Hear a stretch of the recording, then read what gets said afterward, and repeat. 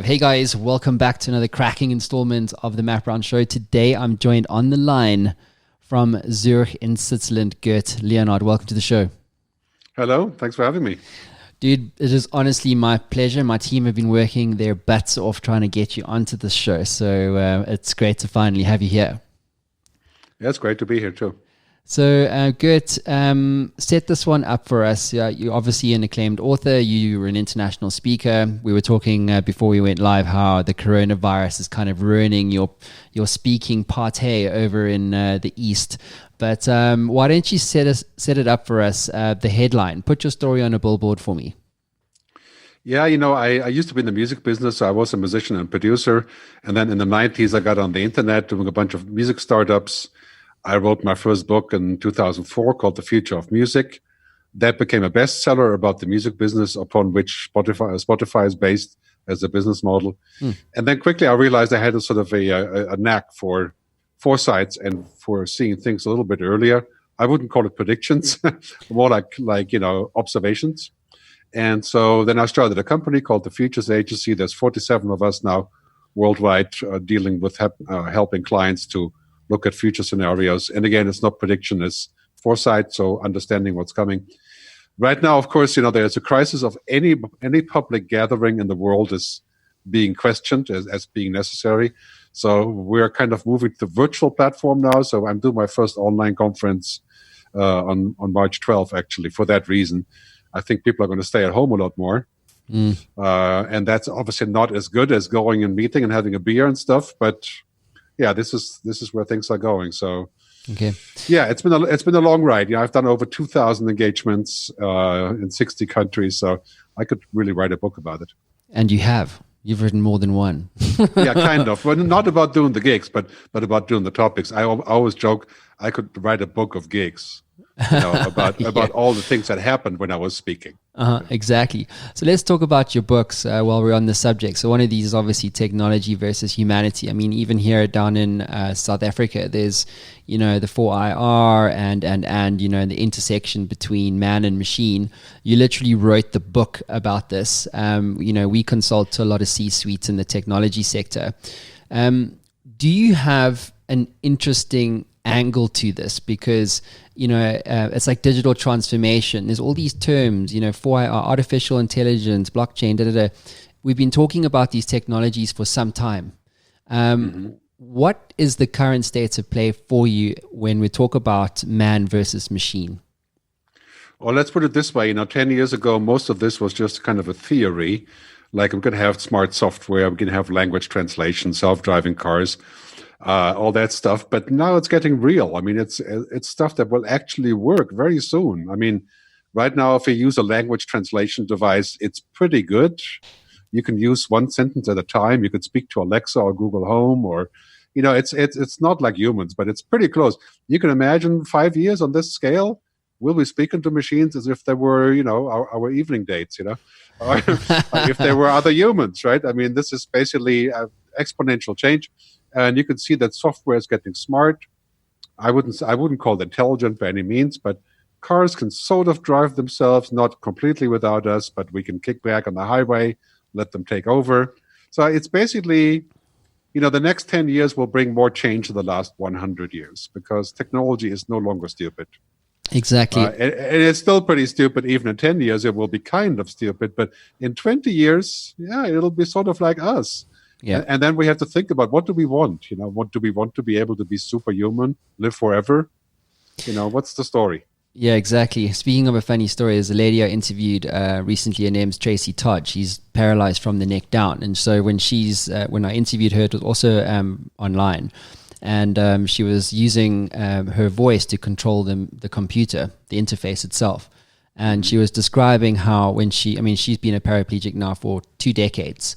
But in the beginning, it was very hard for her. She had basically no way to communicate to the machine.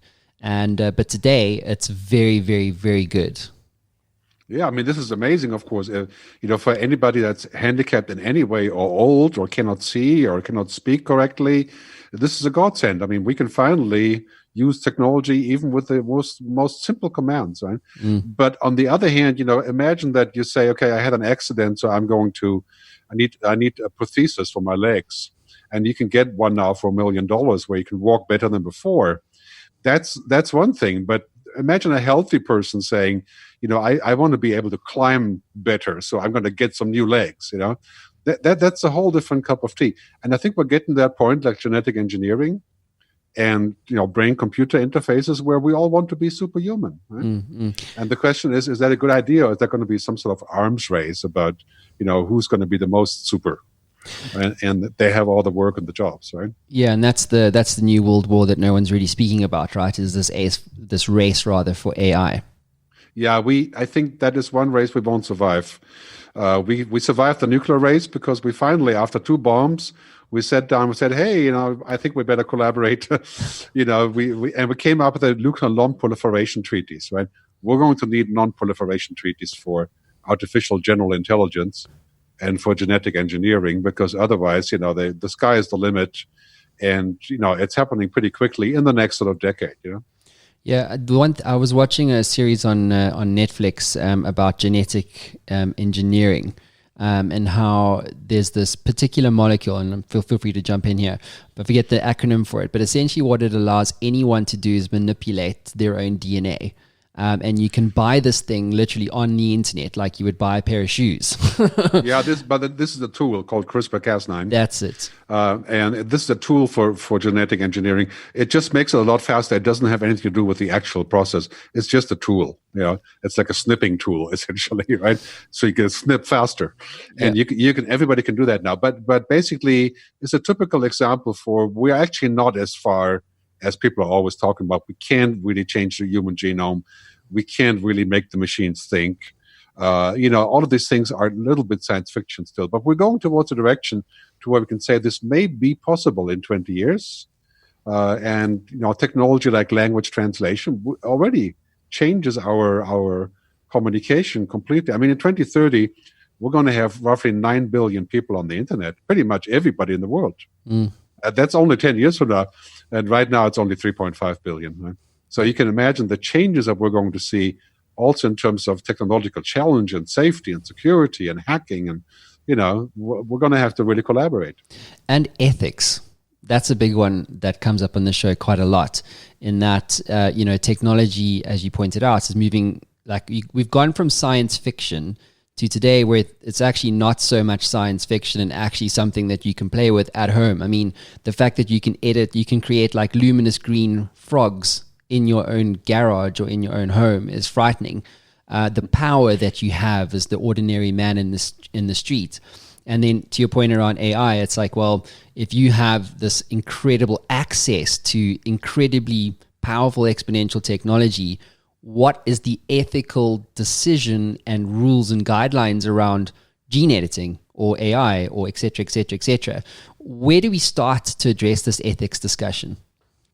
Yeah, I mean, many famous scientists have commented along the lines of saying, we are at the point already where technology is way beyond our ethical means and our ethical understanding and our collaboration as humans.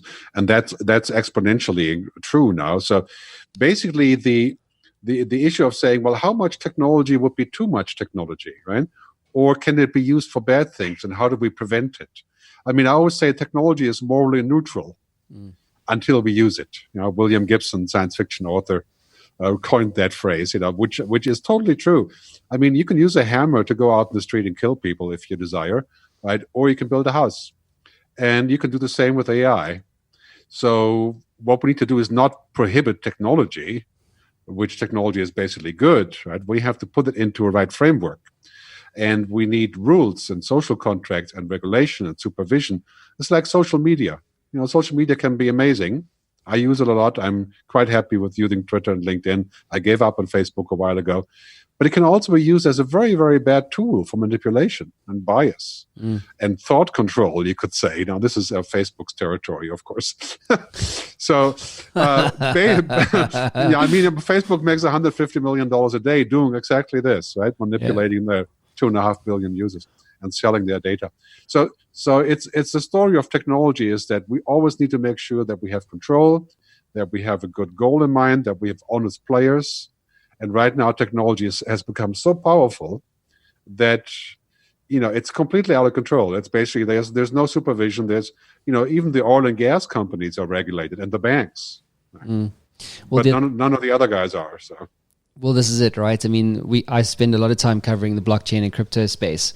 And it's fascinating to me to see how many disruptions, quote unquote, and I use that word deliberately, are on the cards, like legitimate disruptions that actually have intrinsic value in the underlying business model. And just to pick up on the Facebook thing, the problem I think in this technology space is that there's so much misinformation around it. It's like, well, the Boston Dynamics robots that you see on social media, and people see that and they go, holy shit, they're going to come take our jobs and our lives, and my kids are going to be raised by robots. You know what I mean? And I got 2 young kids as well. So it's like, as a parent, and that's why I asked you in the beginning, like, are you a parent? Obviously, your kids are much older than mine, but it's like, as a parent, how do you know how to manage this change in the lives of young ones? And that involves ethics. It involves understanding trust in terms of the information sources that you have. The blockchain crypto space is just riddled with misinformation. It's frightening. And so my question to you very simply is this: how do we manage this space as individuals first, especially around misinformation and things like that? And secondly, how do we know who to trust? Yeah, those are good questions. I mean, clearly, I think when we talk about ethics, I talk about primarily humanity, because there we can probably agree on a lot of principles. Like, we shouldn't just take what makes us human and then automate it to make it cheaper, like, giving birth outside the womb, or things like that, which in principle, yeah, may be possible, but is it a good idea? Or having a robot therapist, things like that, where we're like, come on, you must be joking. Well, it's the power of the crowd, Right? Or a robot judge, a judge that talks about, that basically administers probation, like an automated probation software, things like that. I call that jerk tech, which is basically just the perversion of technology. Yeah. So we have to be careful as to what we use and what we don't use it for. Yeah. And we have to get onto the common page. For example, I think 98% of the world would agree, 99%, that we should not have autonomous weapons killing anybody that they have identified as a potential good target, right? Mm-hmm. So the 4-year-old girl gets blown up because the AI says, well, she probably has a father is XYZ, right? Or whatever it is. Yeah. So I think those things are things that we have to keep human. And ultimately, I think the discussion has to be about preserving our humanity. I always say we need sort of an EPA for humanity, like a protection agency that says, okay, this is human and it should stay human, Yep. Dating, reproduction, decision-making, probation, politics, voting. We shouldn't have an AI voting for us because it would be more efficient. Yeah. So, yeah, and the challenge will clearly be is to get on the same page. The challenge is also that currently the technology companies are telling the story about the future, which is sometimes an interesting story, but by and large, it's all about selling stuff, right? Yep. And that's not what everything is all about, right? So we're coming down to a decision-making point where we have to say, okay, this far is far enough, and now you're going to have to give back. Mm-hmm. Well, the interesting thing that I see, and love to get your view on this one, is that the technology has advanced so much, and we've got so much access, but despite being able to connect to any, like, hello, we're talking to each other, just a basic example of that. But then you bring social media into the place, and literally the entire world is now connected. To your earlier point, you had 3.5 billion people. Now soon the entire world is going to be connected. And despite all this new connection, we've actually lost our humanity. What do you say to that? I would say there's many good things about it. Like, we can do this, right? And we can call each other for free. We can get great music on Spotify or movies on Netflix or whatever, right? We can do all these nice things, but those are hedonistic. They are basically like, I enjoy talking to you, but it's not like an intrinsic happiness factor or something. Mm-hmm. What makes us happy is human connections, relationships, engagements, experiences, and they can be virtual to some degree, but they're actually between people. right? And we cannot substitute them. So what we have done is, because we're by nature a little bit lazy. So, if this is possible, then we say, oh, never mind the dating difficult. I'll just swipe left and right, and I get to the result, right? And that's not always a good idea. So to swipe left or swipe right? Yeah, it's not always a bad idea either. But we do have to preserve those things that really are important to us and preserve the process, and also not treat humans like machines. Yeah, exactly. If you take an interview to get a new job, and they put you in front of an augmented reality game, you have to wear a mask to go through augmented reality to sort of pretend that you work for them. I would never work for a company like that. I think that's dehumanizing. It is.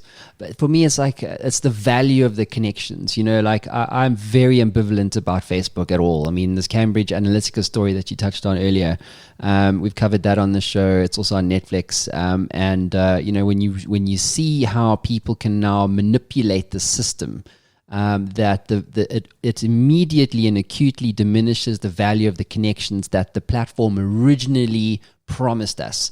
It was like, imagine we could connect 9 billion people on a single platform like Facebook. You know what I'm saying? Like, the dream was there, and then somehow along the way, human values, or the kind of the yang of the yin got involved, the black, and just started to manipulate things and started to see how they could influence elections and influence public opinion and the mindsets of entire countries. I think it's all about too much power and too much money. How can you resist when you run a company that gets so much data, right? Then somebody comes to you and says, "Guess what? Here's 100 billion if you let me poke around with your data." And you say, "Well, it's in the user agreement. I can do this. So here, take the money," right? It's just like some car companies said, "Okay, diesel engines are fine. They look a lot better than they are when we take out this little device, right? And we make it look even better. We sell more." It's the same sort of temptation. And this is human, and it's normal. It's part of business. But we need to supervise that, right? We need to have credibility, control. We need to have a sort of, I call it a digital ethics council, somebody who says, this is probably not a good idea, even though it can be done, it probably shouldn't. And we were going in exponential steps now, right? 4, 8, 16, 32. In 10 years, that's 256, right? That's like 200x of today. And we just can't afford to sit back and say, well, the free market will handle this, because it doesn't. The free market likes money, right? Yeah. That's it. Well, I suppose we almost need to throw away the book around regulation there, because, by the time you've defined a regulatory framework and policies, they're almost outdated at the time of publication. Well, I always say that politicians should have a driver's license for the future. They should pass a future test. And of course, this will be quite interesting in South Africa, especially, right? Please no, we definitely don't want let's that. not talk about that. But I think politicians need to be aware of what's happening, and actually make it a topic in their agenda and their policy making. Is to be able to balance the good and the evil, because otherwise we're always going to go where the money and the new jobs and the growth is, right? And that is not working. This is how we get to the climate disaster. Yeah. Right. So exactly. So, it's interesting that you touched on South Africa. So, obviously, we've got some very massive structural and parastatal issues here, and we don't need to labor the point. But, if you think about unemployment being, what is the unemployment now? It's like 65% or something crazy like that here in South Africa. Mav will get the actual number for me. But anyway, when you think about RPA, robotic process automation, and something like that, these technologies have the potential to literally eliminate all opportunity, especially in the corporate space or in established private enterprise, where when you have shareholders, your primary motivation is profit, not sustainability. So this raises some very important ethical questions. I'm sure you would agree. So how does one tackle this at a national level? So if you take emerging market like South Africa, huge unemployment, and the promise of technology being either the great opportunity or the great leveler. Well, let's put it this way. I think that technology will be able to do all the routine work in the future. So routine work, for example, like coding a website, or doing sales support, or being in a call center, or even driving a car to some degree. But there's very few jobs that are 100% routine. So many jobs are like 50%, like my own job, maybe 40, 50% routine researching. And, so if I get rid of the 40%, I still have a job. I just do something different, right? And like, if you look what happened in agriculture, in many countries in Europe, for example, 80% of people used to work in agriculture on the fields. And now it's 1.2%, right? But not everybody is unemployed. We just went through the shift of saying, well, if we have a tractor, then somebody has to fix the tractor, right? And now we have a robot. Somebody has to make the robot. We have to always upskill and relearn and unlearn and do new things. And the government has to take care of that process of constant learning, constant teaching, and entrepreneurship, right? Inventing stuff. I mean, it's quite clear that most of the future jobs have not even been invented yet, right? I mean, just think back 10 years ago, 21 million social media jobs that we have today didn't exist. They're created out of nothing. Can we prevent the rise of the robots? Is it an inevitability? Yeah, I think that image is a little bit flawed. It's more like Black Mirror type scenario or so. It's I would say basically machines will do all the routines that can be done by machines, and there'll be quite a few. But driving is a great example. It'll be a long time before a robot can drive like me, but it will be a very short time for a robot to be able to drive me from a fixed location on a fixed lane to the airport, in most cities, in like an automated bubble, Yeah. But to drive like a real human, that's far away. So there's a lot of hype about this. And I think rightly so, automation is a huge challenge, right? But clearly, I think this appeals to government to say we need new skills, right? And the new skills are the human skills, right? That is imagination, intuition, creativity, design, inventing stuff. And that's what we have to teach our kids, because if they're inventive, they'll always find a way forward. Machines are not inventive. They're based on logic. Right? Logic is not invention. Yeah. Let's talk about kids for a second. What's your advice to me? Give me advice. I've got a 5-year-old and a 2-year-old.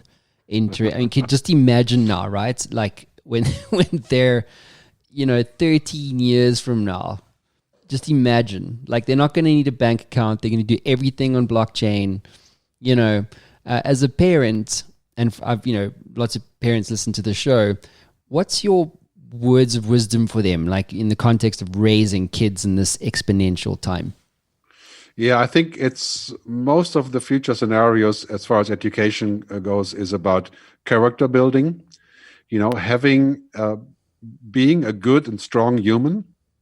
Those are the skills that machines will never, at least not in the next 50 years, will comprehend. For example, a human has an innate understanding of complexity of things, right?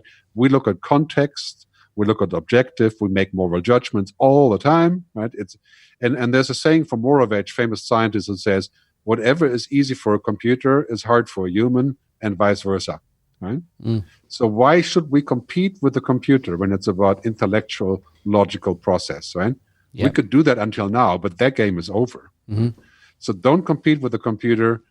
Just make your human skills better. That's invention, intuition, storytelling, mystery, making up stuff, negotiating, all the stuff that I call those the andro rhythms in my book, right? There's actually a small site I run called androrhythms.com. It's the opposite of algorithms, where you can see them. But basically, this is what we need, and this is what I think we have to teach our kids: how to get along, how to invent, right?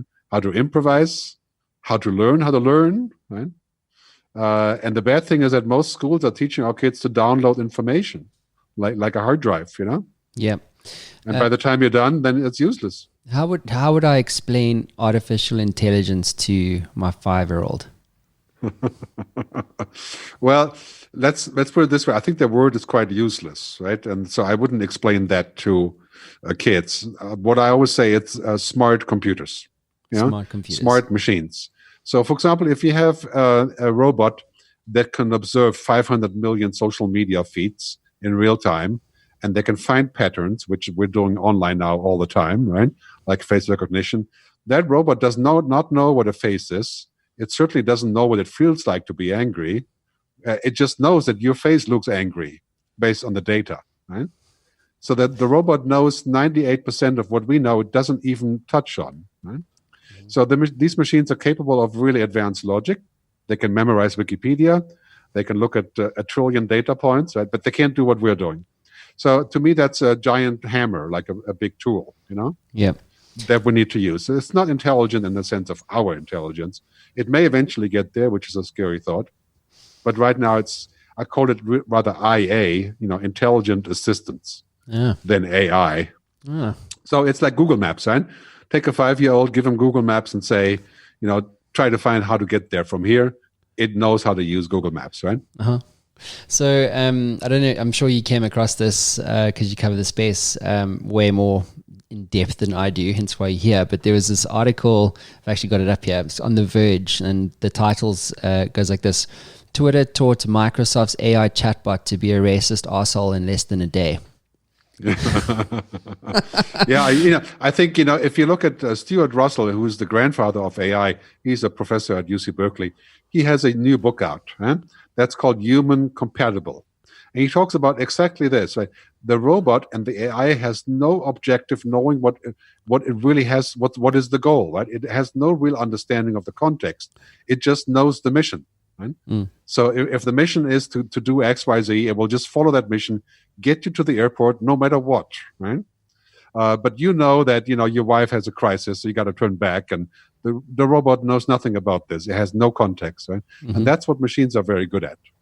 Yeah. And this is why we should use them, but we should not use them for things that are humanly complex. Yeah, exactly. The thing that you touched on earlier on is around like creativity, imagination, and things like that. And also want to pick up on the thing around job roles that don't exist yet. So we keep hearing, I keep hearing that sort of thing, like 64% of job titles, in 5 years' time haven't been invented yet. Like, can you give some practical examples around that? So, if you were thinking about kids again, and how would you prepare them for that world? What kind of, practical job title sort of thing do you feel, you haven't heard about before, but, could potentially be in play, 10 years from now? Well, if you go back to the music business where I started with all this stuff, you could see that the original jobs were to work for a record label, work in a record store, work in a radio station, and so on. But now the real jobs in music, they're all based on the streaming of music. They're based on the fact that music is now on the cloud.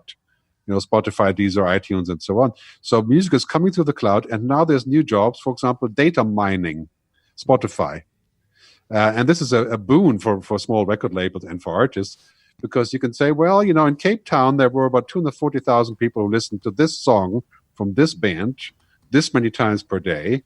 And therefore, our next tour is going to go to Cape Town first. Right? And there's people who do that for a living now. And there's people who do marketing of online streaming now that didn't exist only 2 years ago. Right? So data mining, data processing, analytics, all that stuff. I think there's really two things, that will make our future safe as far as jobs are concerned. One is understanding technology. That doesn't mean programming. It means just getting it, right? Yeah. Knowing how to do stuff, simple stuff like search, information, video, that sort of stuff. And the second one is human skills. So making up stuff, telling a good story, seeing the context, inventing things, right? Yeah. And if you can do both of them, that's probably a good path. There's a term that a friend of mine sent me recently. She's kind of like a philosophical coach or whatever. And so I've actually tried to find it online, but I'm going to misquote her. I want to use the term organizational intelligence, but it's really about, You mean emotional. Thank you very much. See, this is why you're on the show. Brilliant job. Well done. You can stay. 5 gold stars. I knew you were going to say that. Were you? He's a futurist. He read my mind.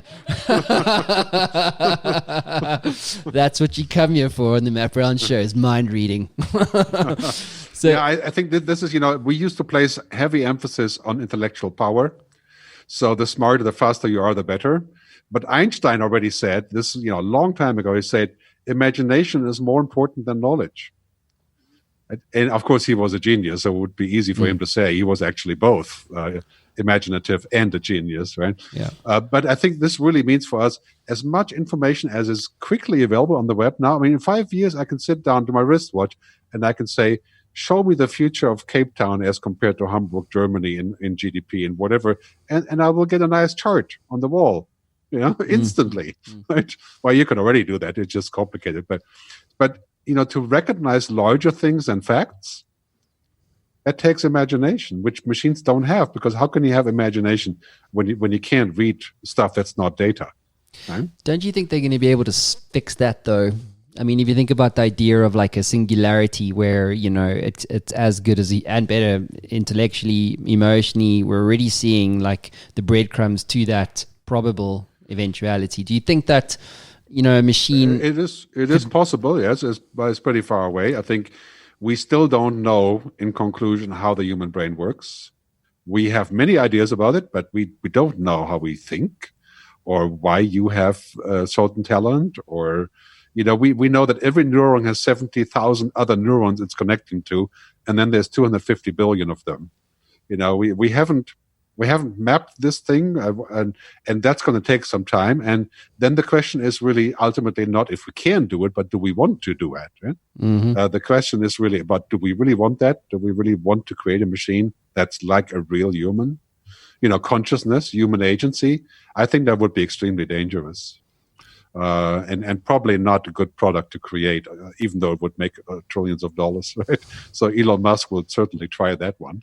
I was just going to ask you about that with that Neuralink story, a brain interface essentially. So they would literally put chips in your brain. Yeah, I think it's a good story. It's inspiring. It's far from reality, just like IBM Watson replacing the doctor in the hospital is far from reality. It's a good story, and I would certainly like to have an intelligence like this that could bring down the prices of medical care, maybe. But this is not reality today, because we need different kinds of judgment for that, And there's many, many things that we humans do instantly, like, recognizing each other 0.4 seconds for an average human to recognize another human as a threat, as a potential partner, as interesting, as boring. That's without saying a single word. A computer takes about 40 years for that, right? To figure all that out, and that we do in 0.4 seconds. But it would know if your image has been seen on social media before, because it has access to 500 million pictures. That's stuff that we wouldn't know, right? Because I can't remember that many pictures. Right? Yeah. So I think that's ultimately, yes, there is a chance that we can build those machines, but it's not something that's really build worthy, in my view. Okay. So Peter Diamandis does a lot of speaking about mining asteroids and the privatization of space and things like this. What do you think? I mean, are we, like, again, another reason why SpaceX and Elon Musk kind of exists, right? Is to basically premise the idea that, there's an existential event that could happen on Earth, and then what? We're kind of screwed. And so the only other option really is to be a multiplanetary species. So one, do you think we're living in a simulation? No, I don't think we're living in a simulation, but if we were, then the question is, why would we care? I mean, this is a large debate that goes into many other topics. I personally think that we're getting, technology-wise, we're getting ready to go to other planets. We'll probably send the AI first, because they can be, burn in the heat. That's okay. Well, they won't be very nice to aliens. Do we really want to make that first impression, though? Yeah, that's another real point. But we're not that far away from having technology like this. But I would rather put the resources into solving real issues, climate change, water, food, desalination, all those things here on Earth that we can still solve in the next 20 years. And I think we will solve them. Technology has no limits there. This is all comes down to governance, right? Mm-hmm. And wisdom. Well, yeah, wisdom. Yes, we don't all have it the same. No, we'll talk about that in South Africa. But I think yeah, right, wisdom. That seems like an oxymoron, right? What is that? Government, haven't seen that for quite some time. but I think there's hope. There is. If we're looking at what's happening today, we're getting all the tools at our disposal now, right? I mean, we can do amazing things now.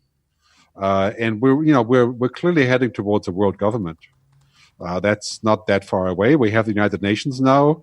Sooner or later, we'll have the United States of Europe. I'm pretty sure on that, 10 years. Right?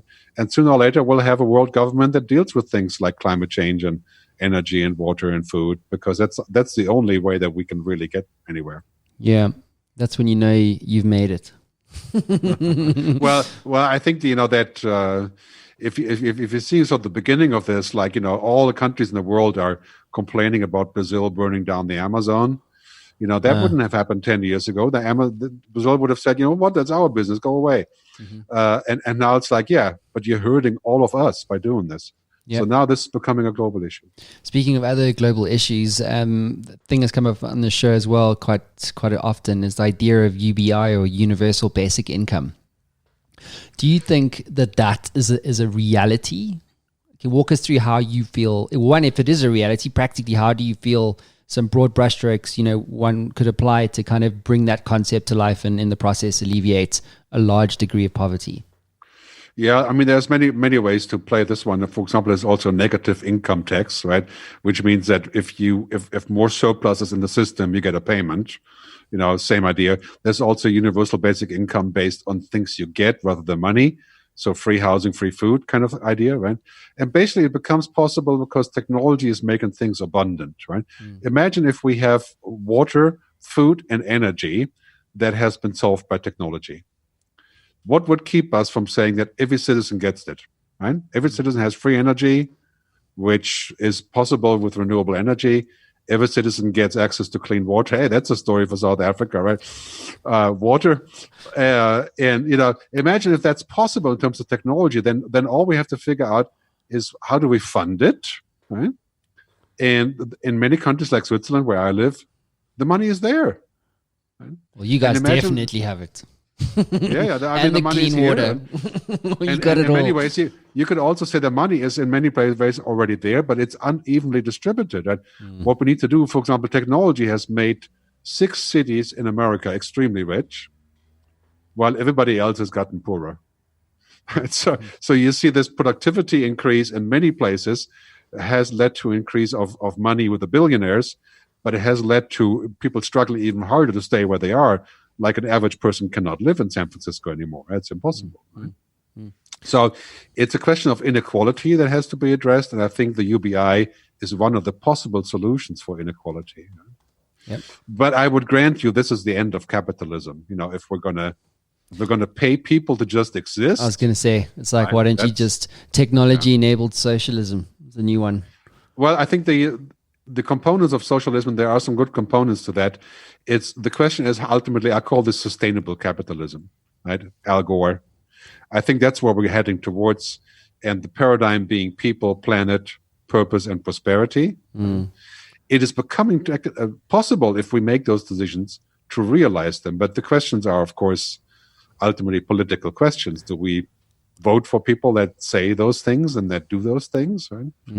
Yeah, so that's a change process. I think will take at least 20 years for that to happen. Are you going to vote for Bernie Sanders? Yeah, well, I live in Switzerland, but come on, are you going to vote? You got a digital passport, bro. Got global government. He's going to be like in or out, him or Trump. Who are you voting for?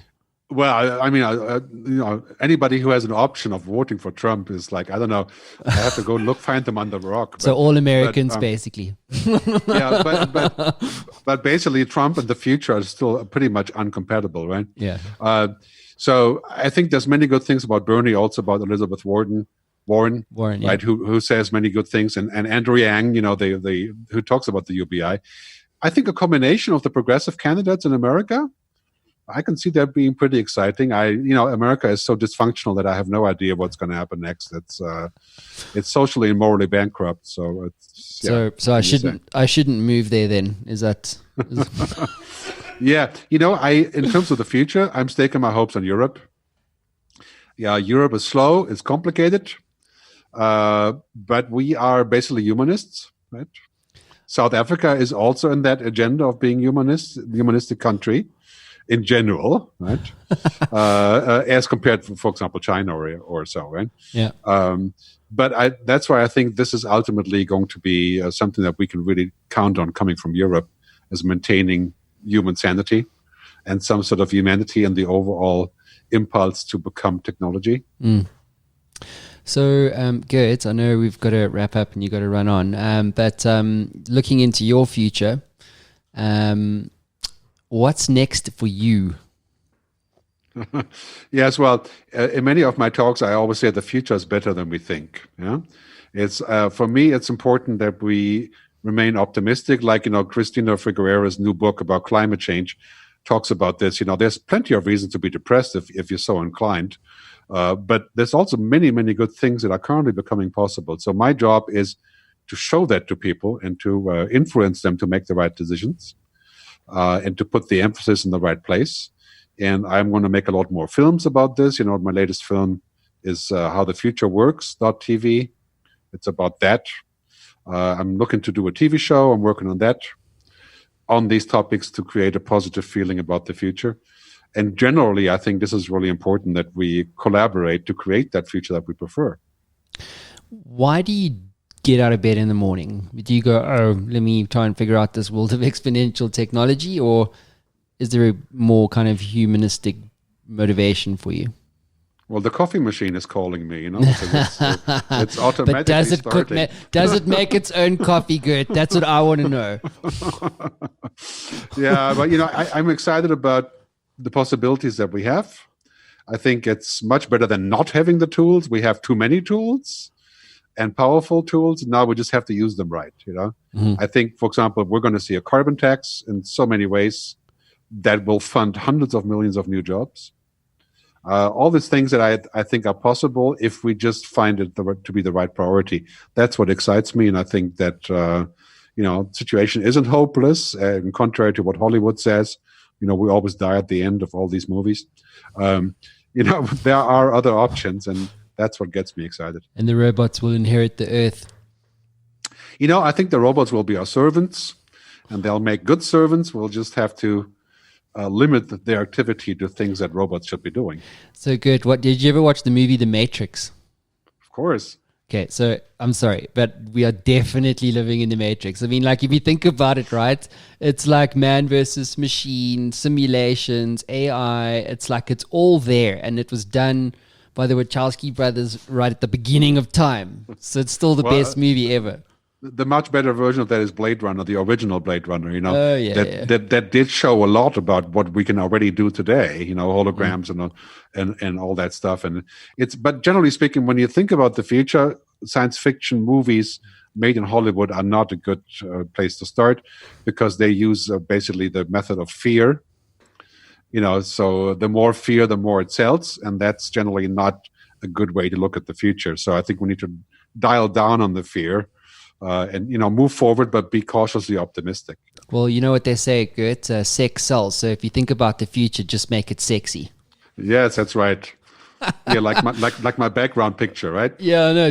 How do you do that? We haven't even touched about virtual reality, but for you guys listening on the podcast, pop over to my YouTube channel, subscribe, and then have a look at Gert's background. What are you running? I think it's my AI doing it. Is that what you're doing? Jeez, it's incredible.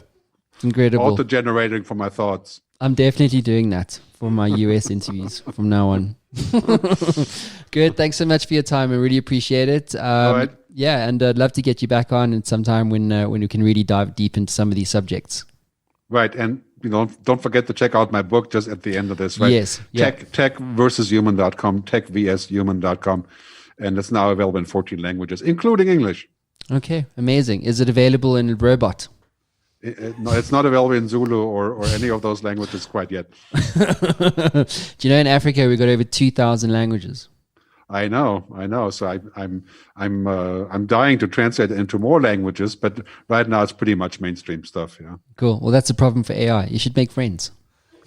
Yes, I'll try. Thanks, Gerd. All the best, mate. Okay. Cheers, See you down the road. Bye. Bye.